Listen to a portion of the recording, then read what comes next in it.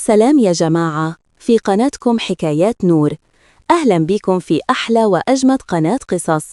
هنا بنشارك معاكم أفضل وأسمع الحكايات. بشكركم إنكم بتعملوا لايك للفيديوهات، وللدعم اشتركوا في القناة وفعلوا الجرس عشان توصلكم الفيديوهات الجاية. بصيت في موبايلي لما رن لقيته ياسر. ما كانش عندي طاقة أسمع نقة. تجاهلت المكالمة كذا مرة، ولما ما ردتش رن تاني على تليفون البيت. رديت وقلت بضيق: أيوة. قعد ياسر ساعتين يزعق: كنت فين؟ ليه بتردي متأخر؟ هو أنا فاضيالك؟ قلت له لأ، مش فاضي، وها أنا رديت، عايز إيه؟ قال بزعل: خليكي جاهزة بالليل، جاي أخدك، معزومين عند صاحبي. قلت له مين؟ قال حسام. حسان كان صاحبنا من أيام الكلية، ومراته بنت عمه، وكان بيحبها من زمان. أنا وياسر كمان كنا بنحب بعض، ووصلنا لبعض بعد سنين وصعوبات، بس السعادة في حياتنا ما استحملتش كتير. نق ياسر الزيادة اللي أغلبه من كلام أخته، كان كل ما يروح عند والدته ويرجع نقاش لازم يحصل: ليه لابسة كده؟ ليه البيت مكركب؟ ليه وليه؟ وأنا مع الوقت بردت تجاهه، وبقيت عصبية ومش طايقة حتى نفسي. بصيت على روج أحمر على التسريحة وقلت في 60 داهية لو بيزعل، هو أنا عايشة عشانه؟ اتزينت ولبست المنطو والبنطلون. بعد حوالي 20 دقيقة ياسر كلمني وقال: ليلى يا حبيبتي، أنا تحت، يلا ننزل. أول ما ركبت وبص عليا سكت. قربنا من بيت صاحبه قال: انتي عارفة اني بكره كده، وبرضه بتعملي اللي في دماغك. نزل من العربية معصب ومشي قدامي. لما وصلنا لقينا كمان 3-4 من أصحابه. الستات في المطبخ بيتكلموا، والرجالة في الصالة.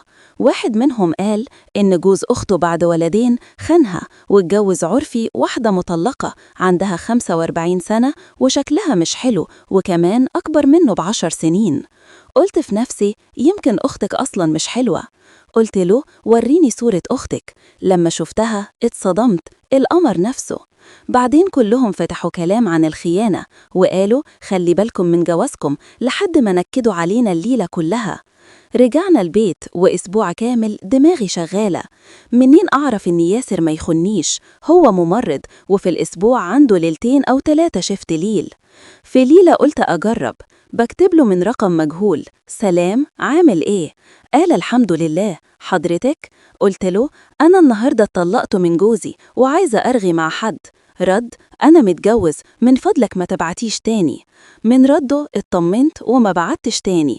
عدى شهر واتخانقنا على حاجة تافهة. دخلت الأوضة وقفلت الباب جامد. بعد ساعتين راح الشغل، كنت فاضية، رجعت أبعت له من نفس الرقم: يا بخت مراتك إنك بتحبها، أنا كنت أتمنى جوزي يحبني كده.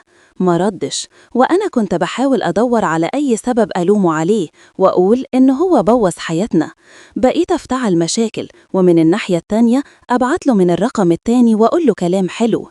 في ليلة اتخانقنا جامد، دخلت الأوضة أبكي ولقيته باعت للرقم المجهول: سلام، صحة نايمة. اتعصبت، كنت عايزة أروح أعمل مصيبة بس مسكت نفسي. كتبت أيوة في إيه؟ ما ردش. بعدها كتب: أكيد أنتي متضايقة زيي، أو جوزك مش بيحبك. رد بسرعة وقال: لا، أنا بحب مراتي. ضحكت وكتبت له: لو بتحبها مالك؟ قال: انتي لو جوزك بيغير عليكي بتاخديها هزار وبتضايقيه. قلت مش فاهمة. ابتدى يقول: لو جوزك قالك انتي حلوة كفاية ومش محتاجة تطلعي عند أصحابي بروج أحمر وأنا مش عارف نواياهم، تزعلي؟ قلت له أنا كان نفسي جوزي يهتم بيا، أو يحبني، أو حتى يغير عليا، بس هو مش فارق معاه ألبس إيه ولا أروح فين. واتكلمنا كتير، هو يقول مراتي بتنق وبتحط ميك اب كتير، وأنا أرد العيب من مراتك. تاني يوم صحيت وهو كان رايح الشغل، بعتله من الرقم: صباح الخير، عامل إيه؟ ما ردش. عصرا بعتله تاني، رد وقال: سلام يا مدام، أنا امبارح كنت متعصب قوي من مراتي بعد خناقة كبيرة، بس ده ما يغيرش إني بحبها. أكون شاكرة لو تبطل تبعتيلي رسائل. وأنا رديت وقلت له: أنا كمان مش عايزة أخرب حياتك. إحنا عايشين في القاهرة وأنا في اسكندرية. أنا ست حياتي اتدمرت بسبب خيانة ست تانية، ومن أول يوم ما كنتش أعرف إنك متجوز. أنا بس كنت عايزة حد أفضفض له، لكن أنت حكمت عليا. ياسر رد وقال: ما كنتش أقصد أزعلك، مع السلامة. العصر رجع البيت وجاب لي فرع ورد، بس لما بصيت له حسيت بالقرف. طول الليل كان بيكلم واحدة تانية ويفضفض لها، ودلوقتي جايب لي ورد. عدى كام يوم وفي ليلة كان ياسر شفت ليل وأنا زهقانة. بعتله تاني وأنا متأكدة أنه مش حيرد، لكنه رد وابتدينا نتكلم. الأول كان كام رسالة، وبعدين بقى كل لحظة وكل ثانية. عدى شهرين على القعدة دي، كل ما نتخانق ياسر على طول يبعت لي هناك ونفضل نتكلم. كان يتكلم عن طباعي الوحشة، وأنا بدل ما أصلح بيننا كنت بكلمه بطريقة تجيبه ناحيتي. وبقيت سامية البنت اللي بقت ودنه اللي بيسمع لها. وياسر كان يقول: يا ريت كل الستات زيك وتفهم جوزها. وكل يوم يعدي أكره ياسر أكتر، وبقى نفسي أكلمه بس كأن اللي بيكلمني على الموبايل حد تاني غير اللي عايش معاي. وبقيت أبعد عنه أكتر. في يوم وأنا بعمل أكل فجأة دخل، قال: سلام. ما رديتش. سأل: في إيه؟ وسكت. دخل الأوضة، وفي آخر الليل وأنا نايمة على الكنبة بعتله من رقم سامية: سلام، عامل إيه؟ رد وقال: عايز أشوفك. قلت له: صورتي؟ بعد ضحكة وقال: أيوة، ابعتي صورتك، وبصراحة أنا كمان عايز أشوفك في الحديقة. دخلت أدور على صورة بنت شبه المواصفات اللي قلتلها له، لحد ما لقيت واحدة وبعتها. قال: إيه الحلاوة دي؟ بصيت في المراية وقلت: فين الحلاوة؟ أنا أحلى وهو مش مقدرني، لكن لوحدة ما شافهاش قبل كده يقول حلوة؟ سألته: يعني مراتك مش حلوة؟ ضحك وقال: حلوة بس أنتي أحلى. وقال: ما قلتليش حتيجي إمتى؟ قلت له: أنا في اسكندرية، آجي القاهرة إزاي؟ قال: خلاص أبقى أنا أجيلك. رسايلها كانت بتوجع، دموعي نزلت وأنا بقرأ. قلت له: ومراتك حتجيبها معاك؟ قال: لا طبعا، أقولها أي حجة وأقعد يومين 3 في اسكندرية. قلت له: مش كنت بتحبها؟ ليه هتكذب عليها وتخونها عشاني؟ قال: فاكرة إنها ما بتخونش؟ طول اليوم في الموبايل وأنا ساكت عشان مش طايق نقها. يفضل يتكلم وأنا أسأله عن مراته وقلبي يولع.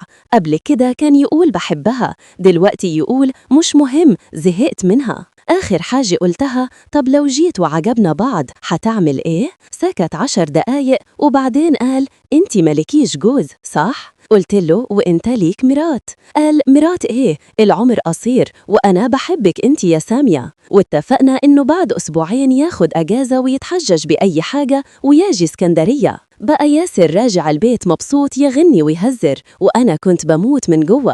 كم مرة حاولت أقول الحقيقة بس قلت أصبر، وقلت أحسن حاجة إني أروح اسكندرية بالطيران وأقعد قدامه في المكان اللي اتفقنا عليه. حتى علاقتنا بقت كل أسبوعين مرة، عشان كل واحد فينا كان عايش مع الشخص الوهمي اللي في خياله. وبعض المرات وأنا بتكلم معاه أقول: يا ريت كان كده في الحقيقة، يا ريت كان بيحبني بالشكل ده. لحد ما قرب اليوم اللي حنشوف بعضه فيه، رجع ياسر من الشغل وقال: عندي مشوار في اسكندرية، هاجي وأمشي في نفس اليوم. قلت له: آجي معاك؟ استغرب وقال: تيجي تتعب في الطريق ليه؟ قلت له: أقعد في البيت أعمل إيه؟ فكر وقال: روحي عند مامتك أو خلي صاحبتك تيجي. قلت له: هروح عند فاطمة بنت خالي. بصلي بضيق وقال: انتي عارفة أنا ما بحبش جوزها. قلت له: ليه؟ عمل إيه؟ ضحك بسخرية وقال: ولا حاجة، بس اللي بيغير كل شهر ست مؤقتة وعنده صحابات ويمشي مع متجوزات ده يبقى أنا؟ قلت له: معرفش، يمكن تكون أنت.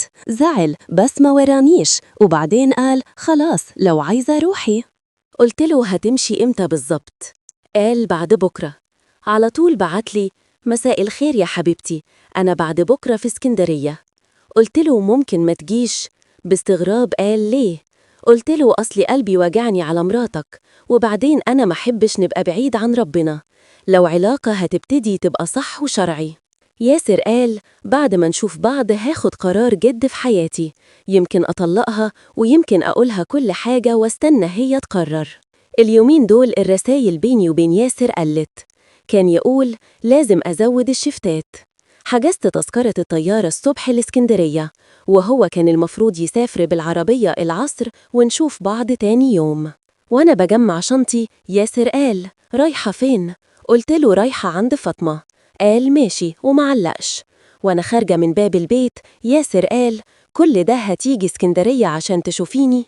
دمي اتجمد. قلتله: بتقول إيه؟ قال: بقول هتيجي اسكندرية عشان تشوفيني؟ طب اقعدي هنا وقولي اللي عندك. بزعل قلتله: للدرجة دي اتجننت وفاكر إني هاجي وراكي لحد اسكندرية؟ ولا تكون شاكك في نفسك؟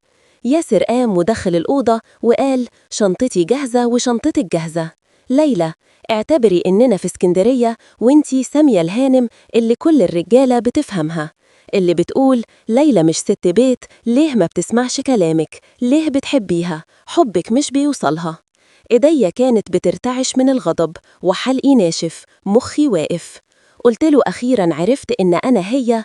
الحمد لله إنك عرفت نفسك إنت إيه. ياسر قال: أنا إيه؟ أنا اللي مراته ما تطبخش وتعمل مشاكل وبعدين تدخل الأوضة وتبعت بصوت واحدة تاني تقوله: إحنا بنعمل كذا الليلة، يا ريتك كنت هنا. قلت إيه؟ أنا ما كلتش حاجة. بقالي 5 سنين بلف من شغل لشغل، وفي الجيش كنت بشتغل عشان تبقي جنبي. انتي اللي بتفهمي قوي وبتدركي قوي، ليه بقيتي شوكتي في الطريق؟ قلتله: عشان جوزي ما كانش راجل، عشان برسايل واحدة غريبة اتلخبط. أنا مش مكملة. دور على واحدة تطبخلك وما تبقاش علاقتك واقفة على الكلام ده. حبك أهون من كده. وأنا خارجة ياسر قال: والله لو خرجتي وما سمعتيش كلامي ما نطقتيش اسمك تاني. قلتله: ولا يهمني. قال: بحياتك يا ليلى مش هقول اسمك تاني. تعالي نقعد نخلص القرف ده وبعدين امشي. وأنا كمان مش عايز أكمل. مش عارفة ليه حسيت قلبي وقع. كنت مستنياه يجي يعتذر ويقول غلطت ويترجيني، لكن قال: أنا كمان مش عايز أكمل. وقفت عند الباب وقلتله: اتكلم. ياسر من غير ما يبصلي قال: نحن المفروض نعمل إيه دلوقتي؟ قلتله: يعني إيه نعمل إيه؟ قال: أنا مش ناوي أكمل، بس ماليش طاقة للمحاكم. قلتله: ننفصل زي 2 عقلاء. دموعي نازلة من غير ما أحس، وقلتله: أنت إنسان وحش قوي، ما شفتش خيانة قدك. ياسر بصلي وقال: إيه؟ بجد؟ افتكرتي إنك طول الفترة دي بتلعبي بيا وإنك شاطرة؟ دخل الأوضة ورجع بكذا ورقة ورماهم قدامي. قال: شوفي التواريخ. بصيت وقلتله: إيه ده؟ قال: شوفي كويس، انتي للدرجة دي بساطة؟ ما كلفتيش نفسك حتى تبعتيلي من رقم مجهول، جاية تمتحنيني من رقم باسمك. لما كنت تزني عليا بالرسايل وانا كنت عارف ان حد من قرايبنا بيجرب يوقعني، مستني اللحظة اللي ارد فيها وتبوظ حياتي. بس ولا لحظة تخيلت انك انتي كنتي شايفاني ايه؟ حسبالي كل ليلة من ليالي الشفت تبعتيلي وتقولي أنا مطلقة ووحيدة. ده حمار أعمى يفهم السلفة. نكست راسي وما كانش عندي كلمة. ياسر قام ولبس وقال: مهرك كان بيت، هو ده البيت اللي كتبته باسمك، ولو بعقلي دلوقتي ما كنتش كتبت. عفش البيت ليكي، بس دلوقتي شهرين ما تقعديش في البيت، أنا ما عنديش مكان. معايا شوية فلوس، أجمع شوية كمان وأروح أعمل عقد شقة. لو تقدري روحي انتي ارفعي دعوة، أنا مش هلحق عشان شغلي. كنت حاطة إيدي على وشي وبعيط لما خرج ياسر من البيت. ببكائي حسيت إن الجيران نفسهم سمعوني. أنا اللي خربت بيتي بإيدي. كلام ياسر كان واضح إنه هيطلق. بصيت في الورق، تاريخ البرنت موجود، طلع واخد استعلام على الرقم اللي كنت ببعت منه وطلع باسمي. الخط ده أصلاً ما كانش معاه، ده خط هدية وأنا ما كنت بستعمله. ياسر كمان مطلع برنت لرقمه وعامل استعلام على رقمي على إنه رقم مزعج، وبكل بساطة سمعتي بقت في الأرض. طول اليوم مستنياه يرجع، ما افتكرش حتى إني موجودة. تاني يوم جه البيت، قلبي نور. قلت أكيد رجع يتصالح، لكن أول ما شافني سلم بسردية وقال: افتكرتك مشيتي. قلت له: أروح فين؟ ده بيتي. قال ببرود: عندك حق، بيتك. راح على الدولاب يغني ويلم هدومه. قربت منه وقلت: رايح فين؟ بصلي وقال: مش انتي قلتي ده بيتك وأنا لازم أمشي؟ بصيت له وأنا تايهة وقلت له: أنا إمتى قلت كده؟ خليك هنا. رفع حاجبه وقال: يعني انتي هتمشي؟ كان مصر على الطلاق لدرجة قلبي وجعاني. قلت: يعني ما ينفعش إحنا الاتنين نقعد؟ قال: لأ، انتي بنفسك قلتي الست اللي طول الوقت نكد وما تهتمش بجوزها وما تقدرش تعبه ما تبقاش ست بيت، وانتي اللي قلتي في ستات بتغير على جوزها غيرة حلوة مش سوء ظن، صح؟ أنا بدور على الست دي، مش ست ما تعرفش تبنيلي بيت. ياسر لم هدومه وقال الحاجات دي حاسبها هنا لحد ما الاقي شقة، وانتي في المدة دي اعتبريني مجرد ساكن لا أكتر ولا أقل. غير هدومه، لبس، تعطر وما كانش شايفني، كان قاصد يستفزني، وهو بيسرح شعره قلت له ياسر رايح فين؟ ما ردش. عليت صوتي رايح فين؟ بصلي بغضب وقال لازم أقولك ملكش دعوة. بكيت ودخلت الأوضة، كنت عارفة إنه عمره ما كان بيهون عليا بكائي، بس المرة دي لأ. أسبوعين 3 عدوا وياسر قليل في البيت، ولو جه علشان ينام. يوم الصبح الباب خبط، لقيت إحضارية المحكمة، ياسر طالب طلاق. الدنيا سودت، أهلي ما كانوش عارفين حاجة، كل ما يسألوني مالي أقول تعبانة وخلاص. خدت شنطتي ورحت بيت أمي، أول ما فتحت الباب انهارت في حضنها، استغربت وقالت في إيه؟ وريتها الإحضارية، وفجأة حطت إيدها على قلبها ووقعت. أخويا يصرخ عملت لها إيه؟ والله لحد ما الإسعاف جه مت ورجعت. قالوا ضغطها عالي، ادوها قرص وراحوا، ولما فاقت قعدت تصرخ وتلعن ياسر. أخويا لما فهم الموضوع كله اتصل بياسر وقال له كل اللي في دماغه، وياسر ولا هنا. أمي كلمت أبوي وقالت له تعالى شوف المصيبة، ياسر هيطلق ليلى، البيت مولع. أبوي لما جه قال في إيه؟ إيه السبب؟ نزلت راسي مكسوفة أحكي الحقيقة. قلت لا زعلان مني، بينا خناقة وبقاله شهر ما يكلمنيش، ودلوقتي كمان رافع قضية طلاق. بابا كلم ياسر، سلم عليه وقال له ياسر يا ابني عايزك تيجي عندنا نتكلم، لو تيجي تديني خاطر. ياسر قاله أول ما شفتي تخلص هاجي بعد الظهر. لما جه الكل كان باين عليهم الزعل منه ما عدا بابا. قعد وبابا سلم عليه وسأله كام سؤال، وبعدين قال له ياسر يا ابني ليلى قالت إن بينكم زعل، طب تقولي ليه عايز تطلقها؟ ياسر بهدوء قال أنا ما كنتش عايز أسيبها، هي اللي بقالها شهور تزن في وداني. طلقني، أنا مش ست بيت، مش هساعدك، أنت لازم تتجوز واحدة أحسن مني. وأنا فكرت وقلت يمكن معاها حق، هو احنا هنفضل نعيش في النكد ده ليه؟ بابا اتصدم وقال ليلى انتي قلتيله الكلام ده؟ قلتله لا، أنا بحب ياسر. ياسر قال يعني أنا بكذب؟ طب قوليلهم انتي قلتيلي ايه؟ عيطت وقلت كنت بجربك. بابا قال فهموني بقى في ايه؟ فقعدت حكيت له كل حاجة. بابا وماما اتصدموا، ما كانوش مصدقين اني اعمل كده. ياسر قال لبابا دلوقتي حضرتك مش شايف اني عندي حق اسيب ليلى؟ بابا قال له يعني ما عدتش بتحبها؟ ياسر قال بحبها زي أول يوم، بس العيشة باظت، هي بنفسها بتحاول تهدمها، طب ليه أنا أبني؟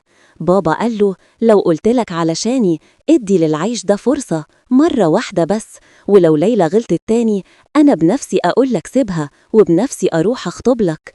ياسر قال الكلام ده ما عادش ينفع معانا، ليلى نفسها ما بقتش عايزة الجوازة دي.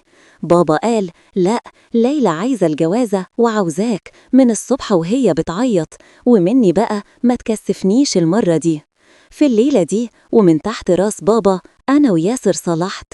قعد كام أسبوع بارد معايا يتذمر كتير وأنا استحملت، واحدة واحدة رجعنا لطبيعتنا.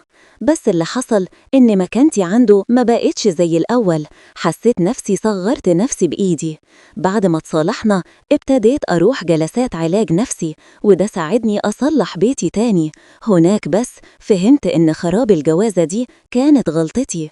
ياسر كان بيحبني، ما كانش بيخون، ولا شفت منه حاجة وحشة، لكن أنا من الفراغ وكلام الستات سمعتهم وجيت أختبره. حكيت قصتي علشان أقول لكم ما تخربوش بيوتكم من كلام الناس، ولا تشكوا في جوزكم، عشان في الآخر هتلاقوا نفسكم مكاني. بشكركم يا أحلى أصدقاء إنكم فضلتوا معايا لحد آخر القصة. يا ريت تكتبوا لي آراءكم في الكومنتات، وما تنسوش تعملوا لايك وشير للفيديو علشان تدعموني. لحد القصة الجاية، بسلمكم لربنا الكريم يا أغلى ناس.